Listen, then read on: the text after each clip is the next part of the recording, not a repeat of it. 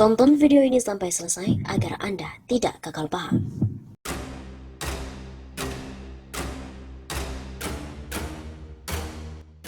Halo Sobat 651 Safa, kembali lagi bersama dengan kami untuk mengulas fakta-fakta perpolitikan yang terjadi di tanah air.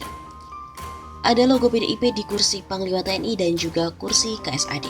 Apakah maksudnya? Effendi Simbolon hebat. Pada 3 September 2021, kader senior PDIP ini bergegas membeberkan bocoran bahwa dalam waktu dekat Jenderal Andika Perkasa akan menjadi Panglima TNI dan Pangkostrat Lejen Dudung Abdurrahman akan menjadi KSAD atau Kepala Staf Kepresidenan Angkatan Darat. Tidak meleset sedikit pun hal itu. Kedua jenderal ini pada 17 November kemarin telah dilantik oleh Presiden Joko Widodo untuk menduduki kedua posisi itu sesuai janji Effendi. Hadiah yang ditangguhkan untuk Andika, hadiah yang terlalu awal untuk Dudung. Kedua pengangkatan ini adalah syarat dengan noda politik. Nokta pertama, noda-noda itu adalah Effendi Simbolon. Sedangkan limbah politik yang melumuri kedua pengangkatan ini adalah PDIP.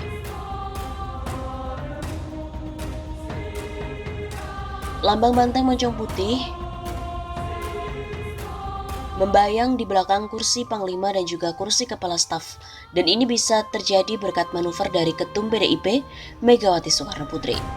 Terlalu panjang untuk diuraikan peranan Bu Mega dalam kedua pengangkatan ini. Cukuplah dikatakan bahwa Andika dan Dudung adalah favorit beliau. Tapi apakah ada masalah kalau Mega memfavoritkan kedua jenderal itu?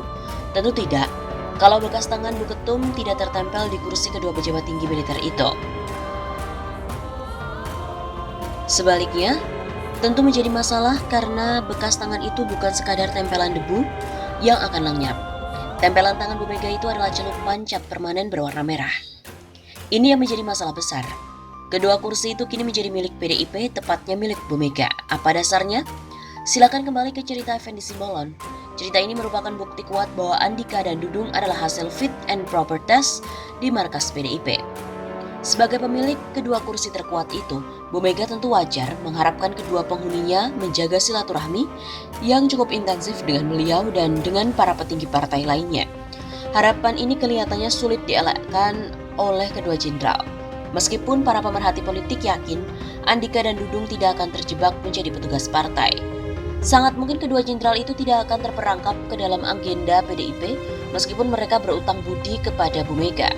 Sebab mereka adalah tentara yang sudah malang melintang menjaga Taman Sapta Marga agar tidak dimasuki oleh tikus-tikus politik. Tapi persoalannya ada iming-iming yang menjanjikan. Bisa saja kedua jenderal yang baru dilantik itu tergoda. Bagaimanapun juga, Andika dan Dudung pasti punya ambisi, sangat manusiawi. PDIP punya kekuasaan besar. Bu Mega sangat bisa berperan dengan hal itu adalah sebagai kingmaker. Artinya, kedua jenderal itu khususnya Andika sangat mungkin dibuat menjadi raja oleh Bu Mega. Sekarang saja pun sudah mulai disebut-sebut Andika Puan atau Puan Andika untuk Pilpres 2024. Mungkinkah ini terjadi? Sangat. Sebab Puan perlu orang kuat dan relatif muda sebagai pendamping. Mungkinkah mereka menang? Ya bisa saja. Lalu bagaimana dengan Dudung? Mulai hari ini proyeksi kursi Panglima TNI untuk beliau hampir pasti menjadi kenyataan. Dudung sangat dekat dengan Bu Mega. Pencapresan atau pencawapresan Puan Maharani tentu sangat penting bagi Bu Ketum. Dalam hal ini menempatkan Dudung di Mabes TNI akan menjadi prioritas berikutnya bagi Bu Mega. Lalu maukah Dudung sebagai Panglima TNI? Nantinya menyediakan diri untuk mengamankan Puan di tahun 2024? Memang belum tentu, sebab di tubuh TNI banyak jenderal lain yang harus didengarkan oleh Panglima. Lagi pula TNI bukanlah perseroan keluarga yang bisa diarah-arahkan untuk kepentingan pribadi. Tapi harap dicatat, apa yang tak bisa dilakukan oleh seorang Panglima TNI? Semoga saja kedua jenderal yang baru dilantik kemarin sebagai Panglima TNI dan KSAD tidak tergiring ke posisi petugas partai.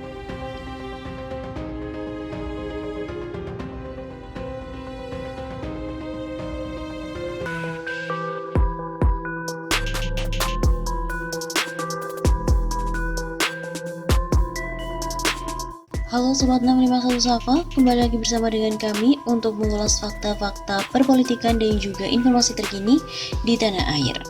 Berita kali ini datang dari KSAD Andika Perkasa yang tengah ditunjuk oleh Presiden menjadi Panglima TNI. 15 menit usai Jokowi tunjuk Andika menjadi Panglima, KSAL Yudo ke anak buahnya, kita harus loyal.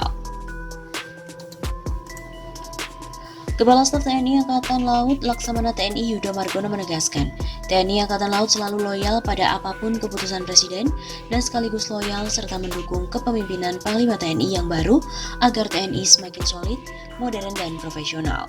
Begitu surat Presiden ada dari Bapak Presiden, saat itu juga langsung saya sampaikan ke jajaran. Tidak sampai 15 menit setelah itu saya sampaikan ke jajaran bahwa kita harus loyal terhadap apa yang telah ditetapkan Presiden, karena Presiden merupakan penguasa tertinggi TNI Angkatan Darat, TNI Angkatan Laut maupun TNI Angkatan Udara. Sehingga apapun keputusan dari Presiden pasti merupakan keputusan terbaik untuk TNI dan juga terbaik untuk negara dan bangsa. Begitu katanya kepada pers di Jakarta pada hari Selasa dikutip dari redaksi. Ia juga mengatakan TNI Angkatan Laut sudah saya sampaikan pada jajaran bahwa kita harus loyal dan mendukung kepemimpinan Pak Andika Perkasa. Beliau adalah senior saya dan beliau tentunya yang terbaik karena telah terpilih menjadi Panglima TNI.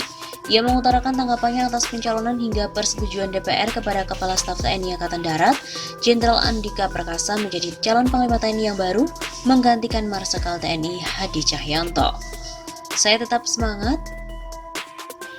Tentara itu penilaiannya harus loyal, itu yang pertama kali.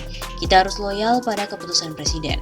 Loyal pada Panglima TNI yang baru dan program-programnya, kita harus lebih menyesuaikan. Tentunya penegakan hukum dan kedaulatan di laut tetap tugas pokok TNI Angkatan Laut. Kita lakukan semaksimal mungkin. Harapannya, tentunya TNI lebih solid, lebih maju, lebih profesional, modern karena saya sebagai Kepala Staf TNI Angkatan Laut, pembina kekuatan tempur akan mendukung mewujudkan semaksimal mungkin TNI yang profesional, modern, dan tentunya tangguh. Ia menyatakan pembinaan kekuatan dan kemampuan merupakan tugas Kepala Staf dan Panglima TNI sebagai pengguna. Kami akan melaksanakan dengan anggaran dan modernisasi alutsista yang ada, dilaksanakan semaksimal mungkin dan tentu hasilnya akan digunakan dalam operasionalisasi oleh Panglima TNI.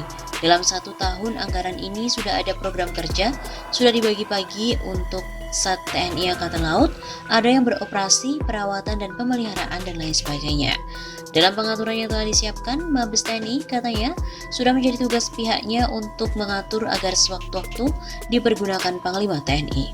Tentang pengembangan dan validasi organisasi di tubuh TNI Angkatan Laut, dia mengatakan yang akan datang ini sesuai Perpres nomor 66 tahun 2019 dan sudah ada surat keputusan Panglima TNI itu adalah Panglima Komando Armada RI, apakah nanti pada masa Panglima TNI sekarang atau menunggu yang baru dalam waktu dekat diwujudkan karena perpresnya sudah ada dan surat keputusan Panglima TNI sudah ada.